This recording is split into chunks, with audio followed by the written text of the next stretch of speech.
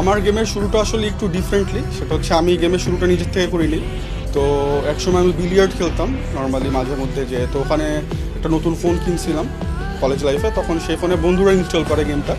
তো ওখান থেকে ওরা খেলা শুরু করতে করতে একদিন আমিও ট্রাই করে দেখি, ওখান থেকে খেলা শুরু।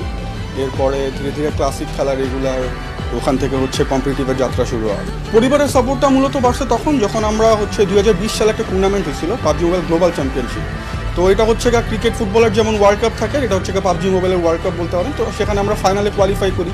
তো ফ্যামিলিকে বলি যে আমাদের দুবাই যাইতে হবে, দুবাই যেয়ে খেলতে হবে। তো ফ্যামিলি আসলে শুরুর দিকে বিশ্বাস করে না যে ছেলে একটা গেম খেলে আসলে দুবাই যাবে বা বাইরে যেয়ে কম্পিট করবে বা আর্ন করবে, এরকম করে না। তো তখন যখন বললাম, যখন আব্বু দেখলো নিউজে আসতেছি আমরা, প্লাস অনেক সোশ্যাল মিডিয়াতেও আসি, অনেক মানুষ আমাদেরকে সাপোর্ট করতেছে, তখন ফ্যামিলি মনে করলো না এখন আসলে কী সাপোর্ট দেওয়া দরকার। তখন আমার আব্বুই বললো আমার কিছু লাগবে নাকি হেল্প, বা কোনোভাবে হেল্প করতে পারবে নাকি। তো ওখানে যখন দুবাই গেলাম, দুবাই থেকে আসলাম, তখন থেকে মানে টোটালি সাপোর্ট দেওয়া শুরু করছে। মান্থলি আর্ন তো আসলে ওই রকম মানে একটা এক্স্যাক্ট অ্যামাউন্ট থাকে না, বাট আলহামদুলিল্লাহ 5 ডিজিটের একটা রেঞ্জ।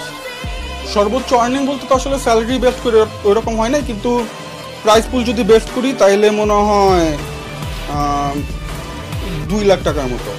ওটা আসলে ওইরকম মান্থলি আর্নিং না, ওটা একটা প্রাইস পুল আসছে, তো ওইটাই হচ্ছে আর কি হাইয়েস্ট আর্নিং একটা মান্থ। এখন পর্যন্ত বেস্ট যদি ইন্ডিভিজুয়াল বলি সেটা হচ্ছে অবশ্যই দুবাইতে, কারণ এখন পর্যন্ত বাংলাদেশ থেকে একবারই গেছিল একটা টিম, এবং সেখানে আমিও ইনক্লুডেড ছিলাম, সেই টিমের পার্ট ছিলাম। এবং এখন পর্যন্ত বাংলাদেশ থেকে শুধুমাত্র একটা এফটিআর ট্রফি আছে, সেটা হচ্ছে আমার কাছে, সেটা হচ্ছে ওই টুর্নামেন্ট থেকেই পাইছিলাম, সেটা হচ্ছে দ্য সার্ভাইভার অ্যাওয়ার্ড।